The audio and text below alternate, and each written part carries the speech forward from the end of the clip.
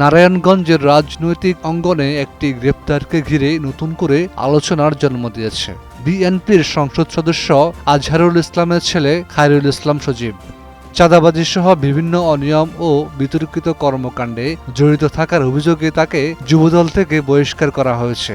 একই সঙ্গে আইনশৃঙ্খলা বাহিনীর হেফাজতে নেয়ার ঘটনাও ব্যাপক চাঞ্চল্যের সৃষ্টি করেছে। নগদ নিয়ে এলো হার নামানা হার অফার। সর্বনিম্ন 10,000 টাকা রেমিটেন্স নগদে পাঠালে থাকছে স্বর্ণের হার জেতার সুযোগ।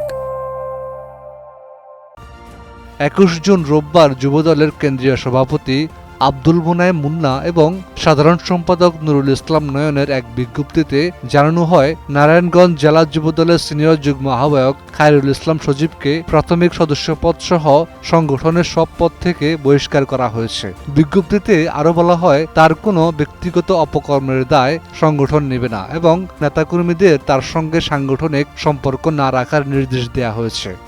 এর আগে ঢাকা মহানগর গোয়েন্দা পুলিশের সহযোগিতায় সজীবকে হেফাজতে নেয় নারায়ণগঞ্জ জেলা পুলিশ।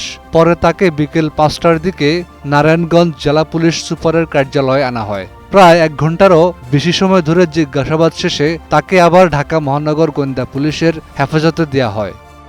জেলার অতিরিক্ত পুলিশ সুপার তারেক আল মাহাদি গণমাধ্যমকে জানান, ঊর্ধ্বতন কর্তৃপক্ষের নির্দেশে তাকে গোয়েন্দা পুলিশের কাছে হস্তান্তর করা হয়েছে। তবে সেই ঊর্ধ্বতন কর্তৃপক্ষ কারা সে বিষয়ে বিস্তারিত কিছু বলতে রাজি হননি তিনি। এই বক্তব্য ঘিরেই রাজনৈতিক মহলে নানা প্রশ্ন ও জল্পনা কল্পনার সৃষ্টি হয়েছে। এদিকে জেলা পুলিশের একাধিক সূত্র জানিয়েছে, খায়রুল ইসলাম সজীবের বিরুদ্ধে নারী সংক্রান্ত অভিযোগ, চাঁদাবাজি, ভয়ভীতি প্রদর্শন এবং প্রভাব খাটানোর মতো একাধিক অভিযোগ রয়েছে। যদিও তদন্তের স্বার্থে এসব বিষয়ে বিস্তারিত তথ্য এখনই প্রকাশ করা হচ্ছে না।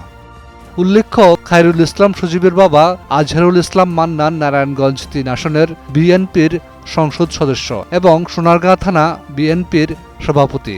ফলে ঘটনাটি শুধুমাত্র আইনশৃঙ্খলার বিষয় নয়, স্থানীয় রাজনীতিতেও বড় ধরনের আলোড়ন সৃষ্টি করেছে। তদন্তের অগ্রগতির সঙ্গে সঙ্গে আরও গুরুত্বপূর্ণ তথ্য সামনে আসতে পারে বলে সংশ্লিষ্টরা মনে করছেন।